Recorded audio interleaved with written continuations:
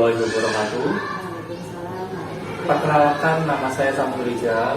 Saya dari SD Negeri Karanganyar Logika Gandrumani, Kabupaten Cilacap. Saya merupakan salah satu calon guru penggerak angkatan 9 dari Kabupaten Cilacap. Di sini saya akan mewawancarai Ibu Rusdiana SPDSD selaku pimpinan di SD Negeri Karanganyar Logika Gandrumani. Selamat pagi Ibu Rusdiana. Selamat pagi Pak. Bagaimana kabarnya hari ini Bu? Baik Pak, alhamdulillah. Ya ini saya mohon waktunya sebentar Bu untuk kita diskusi atau bincang-bincang tentang dilema etika seperti ini. Di sini selama ini Ibu sebagai kepala sekolah, bagaimana panjenengan dapat mengidentifikasi kasus-kasus yang merupakan dilema etika atau kebutuhan orang? Oke Pak. Ya terima kasih sebelumnya. Saya mengidentifikasi atau mengklarifikasi dulu terhadap pihak-pihak yang terlibat di situ. Nah, dari situ saya mintai pendapat. Dari berbagai pihak itu saya mintai pendapat untuk penyelesaian masalah yang terjadi. Nah, dari situ nantinya saya bisa menyimpulkan apakah di situ ada benar lawan benar ataukah benar lawan selanjutnya, selama ini bagaimana panjenengan itu menjalankan pengambilan keputusan di sekolah, terutama untuk kasus-kasus di mana ada dua kepentingan yang sama-sama benar atau sama-sama mengandung nilai kepentingan? Ya, saya di sini berkomunikasi tentu saja seperti itu ya Pak. Berkomunikasi dan berkoordinasi dengan berbagai pihak yang ada di sekolah ini untuk menentukan atau memutuskan permasalahan yang ada. Jadi saya di sini sifatnya pemimpin kan menentukan bagaimana cara penyelesaian permasalahan tersebut. Tetapi saya harus meminta pertimbangan dari berbagai pihak. Itu seperti itu. Bolehkah sebutkan Bu pihak siapa saja yang terlibat Bu? Di situ otomatis pihak yang terlibat adalah pihak yang ada di intern di dalam sekolah saya. Di situ ada Pak Guru dan Bu Guru terutama di situ, kemudian anak-anak. Nah, dari ketiga bagian yang ada di sekolah ini atau warga sekolah ini, saya meminta keterangan seandainya ada permasalahan itu pihak mana saja yang terlibat. Nah, itu yang nantinya akan saya mintai keterangan. Baik, terima kasih. Terus setelah itu langkah-langkah atau prosedur yang seperti apa yang biasanya Ibu itu lakukan selama ini? Langkah yang saya lakukan setiap ada permasalahan, nah seperti itu ya saya identifikasi dulu permasalahannya itu hubungannya dengan apa. Nah setelah itu saya cari pihak yang terkait yang ada hubungannya dengan permasalahan itu. Saya mintai keterangan, saya komunikasikan. Nah dari situ nanti saya bisa insya Allah lah ya bisa menyelesaikan permasalahan yang ada. Terus hal-hal apa yang selama ini Ibu itu anggap efektif dalam pengambilan keputusan pada kasus-kasus dilematika? Yang paling saya anggap paling efektif itu ya, yang pasti itu saya itu tidak berpihak kepada salah satu yang bermasalah, itu artinya saya netral. Nah, ketika saya sudah mungkin ada perasaan berpihak pada salah satu yang bermasalah, itu saya yakin saya tidak bisa menyelesaikan permasalahan itu atau mengambil keputusan untuk penyelesaian secara objektif. Jadi yang saya utamakan itu saya tidak berpihak atau netral. Selain itu, apabila saya mengalami masih ada kesulitan buat saya, itu saya berkoordinasi dengan pimpinan. Ya. Sangat menarik sekali Bu Mungkin. Selanjutnya hal-hal apa saja yang selama ini merupakan tantangan dalam pengambilan keputusan pada kasus-kasus dilematika? Ya, tantangannya itu biasanya bagaimana saya meyakinkan kepada kedua belah pihak yang saling bermasalah itu meyakinkan bahwa keputusan yang saya ambil itu adalah suatu keputusan yang terbaik. Nah, kadang kan antara dua pihak itu belum bisa menerima atau mungkin belum bisa menerima, mungkin begitu. Jadi tantangannya yaitu bagaimana saya harus bisa meyakinkan. Terus apakah panjenengan memiliki sebuah tata cara atau jadwal tertentu dalam sebuah penyelesaian kasus dilematika?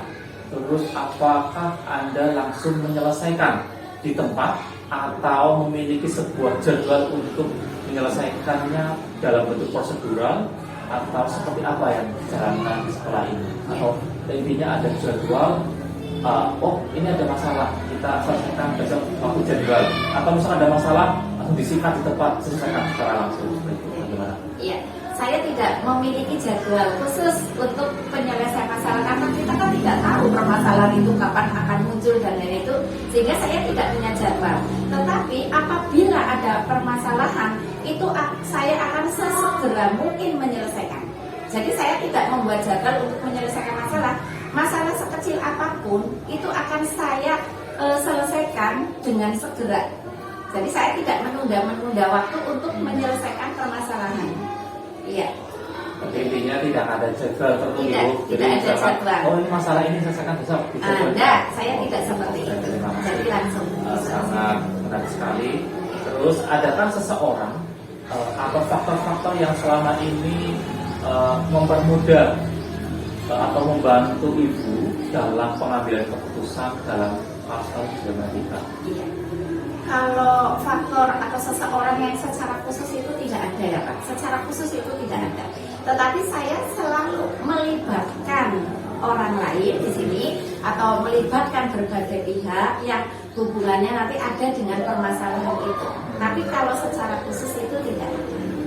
Berarti ibu nanti koordinasi dengan internal sekolah. Iya betul. Saya pertimbangan kebijakan yang akan diputuskan. Iya betul. Saya selalu berkoordinasi dengan internal sekolah. Kalau di rumah ada bu orang khusus bu? Orang khusus itu biasanya suami. Oh, suami. Yang ya itu selalu suami itu yang saya ajak untuk berdiskusi. Di belakang ibu ada suami yang selalu mensupport ibu. Betul. Setiap ada permasalahan itu. Oke, ini bu dari semua hal yang telah disampaikan, kira-kira pembelajaran apa yang dapat ibu petik dari pengalaman ibu dalam mengambil keputusan dilematika? Dari situ saya punya banyak pengalaman ya dari permasalahan-permasalahan yang ada. Saya menjadi tambah pengetahuan atau artinya ilmu buat saya bahwa permasalahan itu sumbernya atau penyebabnya itu beda-beda. Ya itu jadi dari berbagai pihak itu bisa muncul permasalahan itu yang pertama. Jadi pengalaman itu yang saya ambil. Kemudian yang kedua, di sini saya bisa mengambil ilmu atau hikmah dari permasalahan itu. Ternyata adanya komunikasi antara khususnya intern di sini berbagai pihak yang ada itu sangat membantu untuk penyelesaian masalah. Saya yakin tanpa ada komunikasi, koordinasi yang baik, itu permasalahan itu maksudnya sulit untuk diselesaikan dengan baik. Artinya baik itu bisa diterima oleh kedua belah pihak yang bermasalah. Tentu saja seperti itu. Ketika saya tangkap berarti yang pertama ibu lebih memahami masalah, memahami cara menyelesaikannya, dan yang kedua itu tadi ibu juga adanya komunikasi. Artinya dengan komunikasi hubungan antar rekan kerja itu bisa harmonis mungkin. Harmonis gitu ya. Itu beberapa pertanyaan bu. Nah ini terakhir bu. Dari semua itu, apakah bisa diceritakan kronologi yang sudah ibu hadapi, masalah yang sekarang sudah pernah ibu hadapi dan ibu selesaikan bagaimana caranya dan hasilnya bagaimana? Itu bisa ceritakan bu pengalamannya ibu untuk memutuskan itu. Iya, contoh permasalahan yang ada di sekolah khususnya ya, khususnya bersama rekan-rekan guru lah semuanya. Karena di sini kita kan bekerja bersama, itu tentu saja semua guru punya beda pendapat, ada yang berpendapat seperti ini, itu kan banyak sekali. Nah, saya sebagai pimpinan di sini harus menampung dari semua guru yang ada di situ punya pendapat apa, itu kan permasalahan menurut saya. Nah, dari situ saya menampung, dan untuk penyelesaian atau untuk memutuskannya itu pasti akan saya rembuk bersama, duduk bersama, ya, kita saling duduk bersama, dikomunikasikan nanti untuk mengambil keputusan yang terbaik. Jadi intinya apapun permasalahan yang ada, karena masalah itu banyak sekali, ya, itu yang nomor satu itu komunikasi yang baik. Gitu. Boleh Bu disepil satu kasus aja Bu? Kasus. Ya, satu aja. Coba Ya. disepil Bu. Kasus antara guru atau murid ini ya, Pak, Kalau ya. enak boleh saja Bu ya Bu ya. Ya, Coba murid dibagi-bagi, saja Pak ya, kasus dibagi-bagi. yang terjadi pada anak kayak Iya, gitu ya. lanjut. Misalnya anak ya.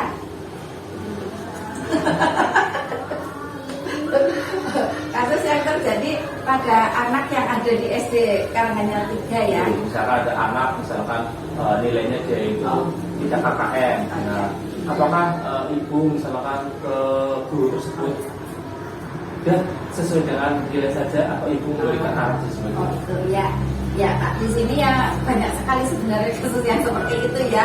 Contohnya anak itu di kelas yang sudah agak tinggi lah ya, bukan kelas 1. Ternyata itu anak kok belum bisa membaca misalnya. Nah, secara aturan, ketentuan, ibaratnya di kelas rendah itu paling tidak anak kan bisa membaca. Itu sudah mau ke kelas tinggi, kok belum bisa membaca, misalnya sudah di kelas 3. Itu kok belum bisa membaca, apakah anak ini akan dinaikkan ke kelas 4? Semisal seperti itu ya Pak ya, akan dinaikkan ke kelas 4. Nah, dari ini kebijakan saya khususnya sebagai pimpinan di sini, saya punya kebijakan kepada guru kelas yang bersangkutan itu, ya saya sampaikan bahwa kita itu memberi penilaian kepada anak itu tidak hanya sekedar angka, ya, angka saja, tapi kita bisa menilai dengan cara yang lain, misalnya secara perasaan, secara kemanusiaan, itu kita pertimbangkan, kita perhitungkan.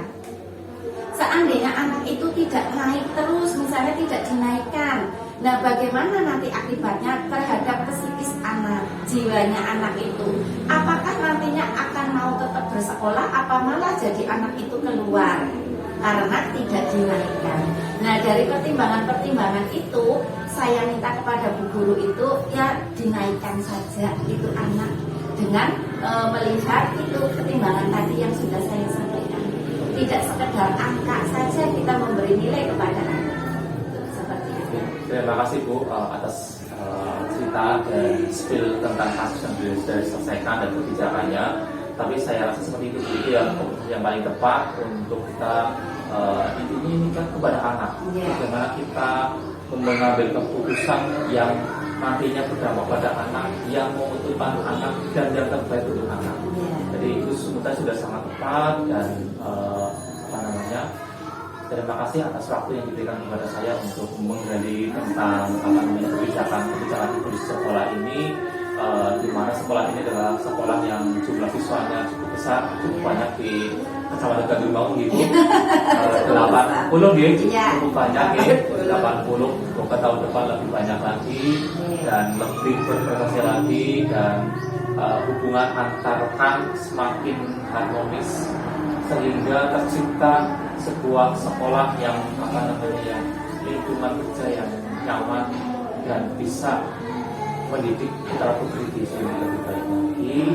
Dan sekali lagi terima kasih waktunya Bu, dan ini saya belajar banyak dari Ibu bagaimana Ibu mengambil keputusan dan mengambil kebijakan berikutnya. Dan sampai berjumpa lagi di lain kesempatan mungkin di wawancara berikutnya Ibu. Demikian wawancara bersama Ibu Rustiana SPDSD selaku Kepala SD Negeri Karanganyar 3 Gandul Maung, dan masih banyak lagi cerita yang perlu digali. Nanti di lain kesempatan kita coba gali lagi. Cukup dari saya. Wassalamualaikum warahmatullahi wabarakatuh. Waalaikumsalam warahmatullahi wabarakatuh. Yes. Sampun nggih Pak. Nggih.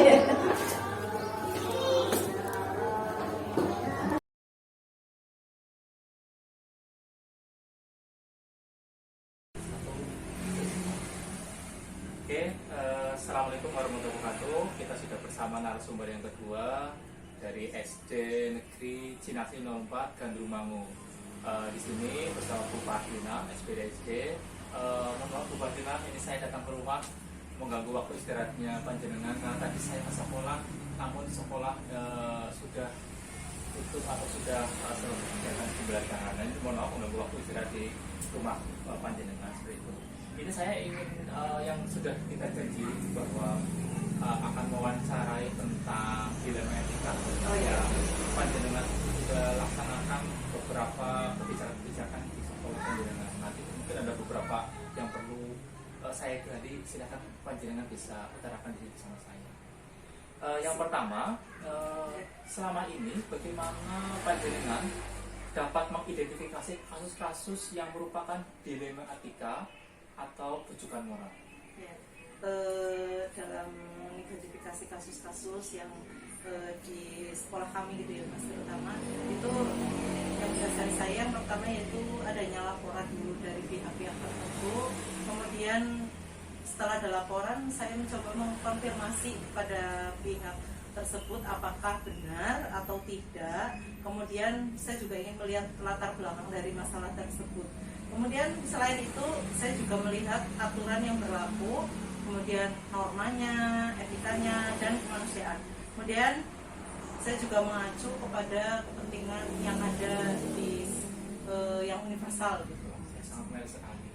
Terus selama ini bagaimana panjenengan menjalankan pengambilan keputusan di sekolah Anda, terutama untuk kasus-kasus di mana ada dua kepentingan yang sama-sama benar atau sama-sama mengandung nilai kebajikan? Dalam hal ini yang pertama itu saya itu akan menggunakan prinsip prioritas. Jadi mana yang lebih penting ya, mana yang masih penting tapi masih bisa ada yang paling prioritas gitu ya. Terus yang kedua, kemudian saya juga akan mengadakan pertemuan dengan pihak-pihak yang terkait untuk menyelesaikan masalah tersebut.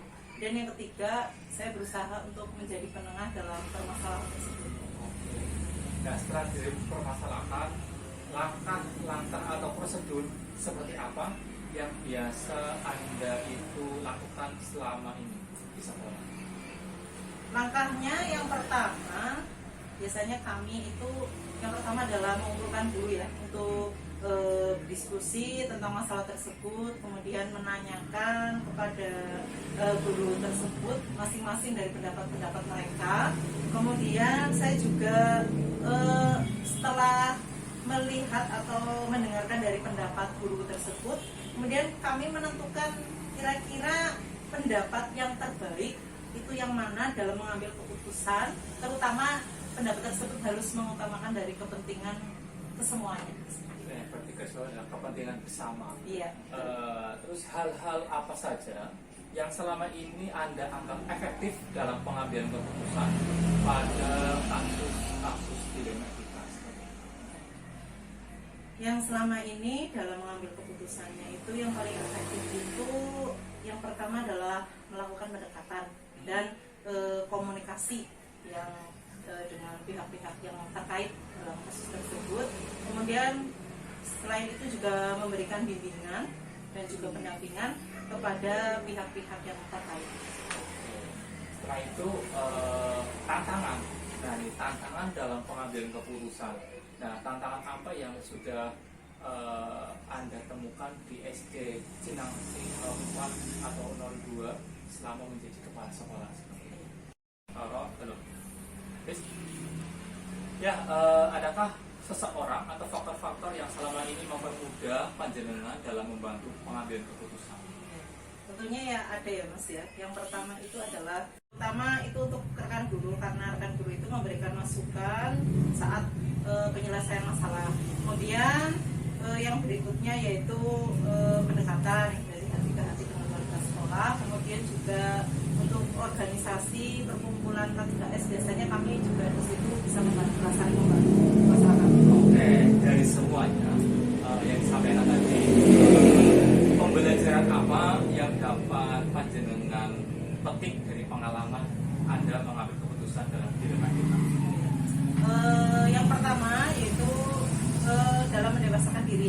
terutama dalam mendewasakan diri itu untuk menyelesaikan masalah itu harus mempertimbangkan keputusan yang universal.